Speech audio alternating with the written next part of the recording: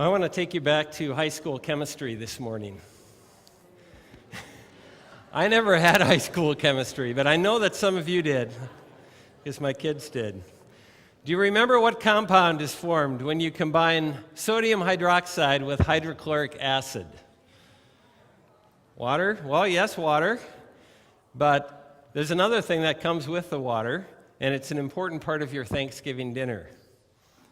Sodium chloride. Salt. The average Thanksgiving dinner packs in a whopping 4,500 milligrams of salt, which is much, much more salt than the average adult needs in an entire day. That's not a surprise, is it? But imagine what Thanksgiving would be without salt. Imagine it. The gravy would be ghastly, hardly worth pouring over your food. The stuffing would be better off stuffed into the trash can. Your butter would be bland. Your croutons would be crummy. The potatoes would be pathetic. Even the pumpkin pie would be problematic. And the turkey without salt would be terrible, like eating a hamburger without ketchup, which it turns out is loaded with sodium chloride. Ketchup, I mean. And no, I don't think Thanksgiving Day could actually happen without salt. It just makes everything taste better, doesn't it? But we're living in 2010, and SALT has become a four-letter word. Americans are getting too much salt in our diets, which is wreaking havoc with our hearts. And so we're living in the age of the low-sodium gourmet and the low-sodium cookbook and all sorts of salt substitutes. Even that most sacred of American condiments, ketchup, is now being offered in a no-salt added variety. And by the way, I've tried it. Don't bother. It's awful. But the salt-rich diet of processed American food and high blood pressure aren't exactly the things that Jesus had in mind when he told us that we are the salt of the earth. So let's take a look at the gospel reading for this morning and see if we can't unravel what Jesus is trying to say to us. I encourage you to read along. We're on page 1501 in the blue Bibles, in the 5th chapter of the Gospel of Matthew, and we're starting with verse 13.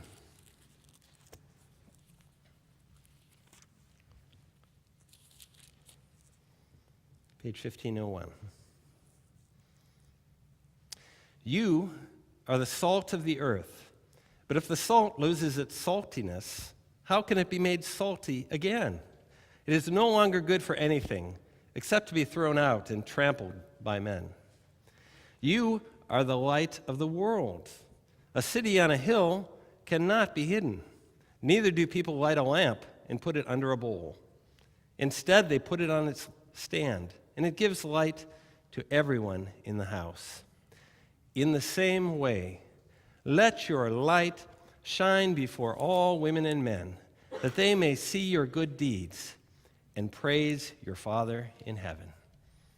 This is the word of God for us, the people of God. Thanks be to God.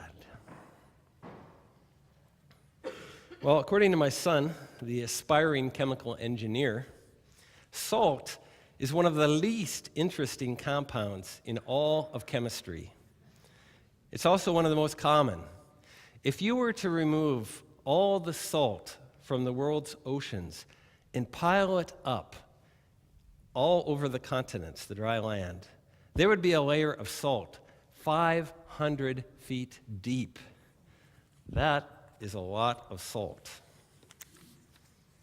Most salt comes from evaporation ponds like these near San Francisco or from salt mines. I've been to a salt mine in Austria, in fact. It seems like a lot of work to go through for something that we can buy just about anywhere for less than $1 a pound. So when Jesus calls us the salt of the world, does he mean that we're cheap, that we're commonplace, something that causes high blood pressure, that the world would be better off without? Hardly. What Jesus has in mind in Matthew 5 is very simple, really, and very specific. The world needs more salt, says Jesus, in the same way that the world needs more light. We are to be salt and light in the sense that other people will notice that we're around.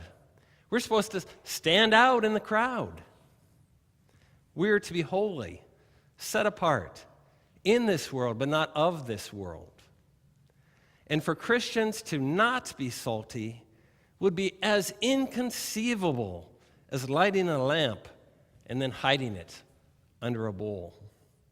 And the reason and the way that we are to stand out in the crowd is given right at the end of Matthew 5:16, that people may see our good deeds and praise our Father in heaven.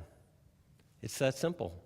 Christians are supposed to be noticed in order that God is noticed and praised. So what does it mean then for us to be salty salt?